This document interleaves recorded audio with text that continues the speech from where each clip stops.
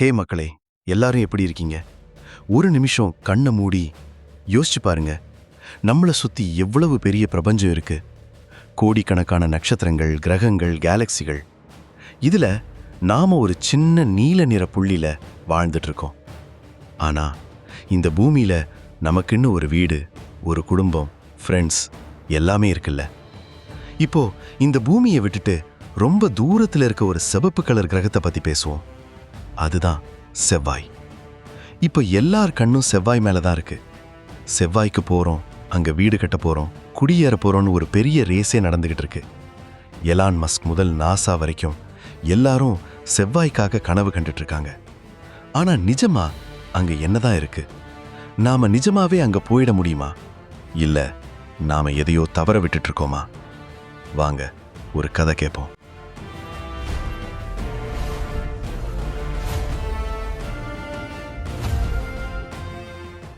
இந்த பிரபஞ்சத்துல ரெண்டு அண்ணன் தம்பிகள்னு வச்சுக்கோங்களேன். ஒருத்தன் நம்ம பூமி, இன்னொருத்தன் செவ்வாய். பூமி நம்ம வீட்டு பையன் மாதிரி ரொம்ப அன்பானவன். செவ்வாய் கொஞ்சம் கோபக்கார மாதிரி வச்சுக்கோங்க. நம்ம பூமி மாதிரி ஒரு பையனை நீங்க எங்கேயுமே பார்க்க முடியாது. அவன் ஒரு அக்கா மாதிரி, அம்மா மாதிரி. காலையில கண்ணை திறந்த உடனே ஃப்ரெஷ்ஷான காத்து, அதை உள்ள இழுத்து ரிலாக்ஸ் பண்றோம். அந்த ஆக்சிஜனை அவன் நமக்கு காசு வாங்காம கொடுக்கறான். வெயில் அதிகமா இருந்தா மேகத்தை வர வச்சு மழை பெய்ய வைக்கிறான். ரொம்ப சூடா இருந்தா காத்து வீசி நம்மளை குளிர வைப்பான். கடல்ல மீன், காட்டுல மரம், செடி, கொடின்னு இந்த பூமியில நீங்க எங்க போனாலும் ஒரு பச்சை பசேல்னு பார்க்க முடியும். ஒரு மரம் அசைஞ்சா காத்து, ஒரு பறவை பாட்டு பாடுச்சுன்னா இசை, கடல்ல அலை அடிச்சா சத்தம். இந்த பூமியே ஒரு மியூசிக் கான்சர்ட் மாதிரி தான். நாம கேட்டாலும் கேட்காட்டியும் இது நமக்கு எல்லாத்தையும் கொடுக்குது. அதுக்குள்ள ஒரு காந்த சக்தி இருக்கு. சூரியன் கிட்ட இருந்து வர ஆபத்தான கதிர்வீச்செல்லாம் நம்ம மேல படாம ஒரு பவுன்சர் மாதிரி நின்று நம்மளை பாதுகாக்குது. நம்ம தோல், நம்ம முடி, நம்ம உடம்பு எல்லாமே இந்த பூமியில வாழ்றதுக்கு ஏத்த மாதிரி டிசைன் பண்ணப்பட்டிருக்கு. இதுதான் நம்ம வீடு, நம்ம பிறந்து வளர்ந்த இடம். ஆனா நம்ம செவ்வாய் அப்படி இல்லை. அவன் ஒரு கோபக்காரன் பையன் மாதிரி. பார்க்க தான் சிவப்பு கலர்ல கலக்கலா இருப்பான். ஆனா அவன் ஒரு ஆபத்தான இடம். அங்க போயிட்டீங்கன்னு வச்சுக்கோங்களேன், ஒரு செகண்ட் கூட நீங்க ஹெல்மெட்டை கழட்ட முடியாது. ஏன்னா அங்க காத்துன்னு ஒன்று பெருசா இல்லை.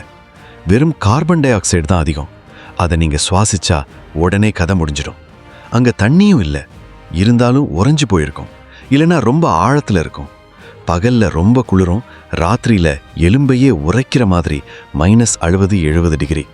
நாம இங்க டீ குடிக்கிற மாதிரி அங்க நீங்க பனி உருண்டையை தான் உறிஞ்சணும். மேலிருந்து சூரியனோட ஆபத்தான கதிர்வீச்சு நம்மளை சுட்டு பொசுக்க காத்துட்டு இருக்கோம். பூமியில இருக்கிற மாதிரி காந்த பாதுகாப்பு அங்க எதுவும் இல்லை.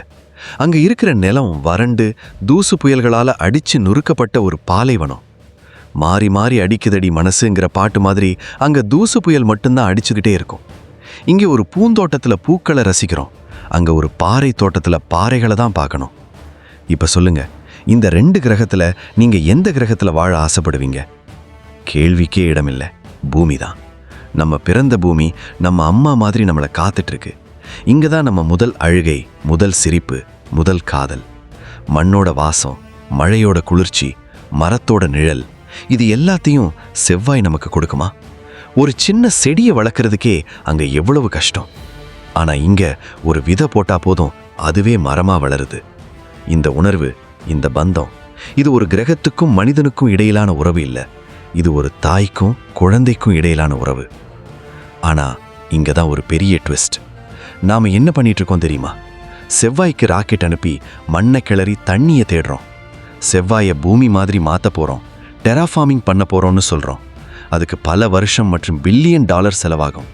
அதாவது சிவப்பு கிரகத்தை பச்சை கிரகமா மாத்த போறோம்னு சொல்றோம். கேட்கவே காமெடியா இல்லையா? நாம உருவாக்கணும்னு கஷ்டப்படுறதெல்லாம் ஏற்கனவே நம்ம கிட்ட முழுமையா இருக்கு. இந்த பூமியை நாம என்ன பண்றோம்?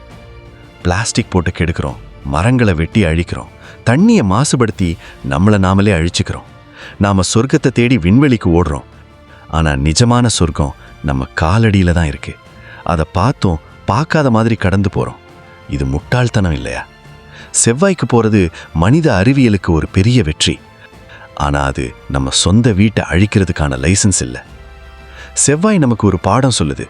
அங்க வாழ்றது எவ்வளவு கஷ்டம்னு புரிஞ்சுக்கும் போது இங்க வாழ்றது எவ்வளவு வரம்னு புரியும். ஒரு சாதாரண காத்து சுவாசிக்கிறதே ஒரு அதிசயம். அடுத்த தடவை மழையில நனையும் போது ஒரு மரத்தை பார்க்கறப்போ கடலை பார்க்கும்போது ஒரு நிமிஷம் யோசிச்சு பாருங்க.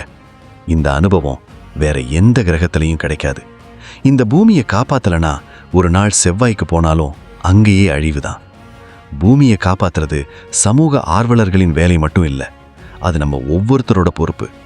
இந்த பிரபஞ்சம் பெரியது, ஆனா நம்ம பொறுப்பு அதை விட பெரியது. அதை புரிய வைக்கிற ஒரு முயற்சி தான் global orbit info, beyond borders, beyond earth.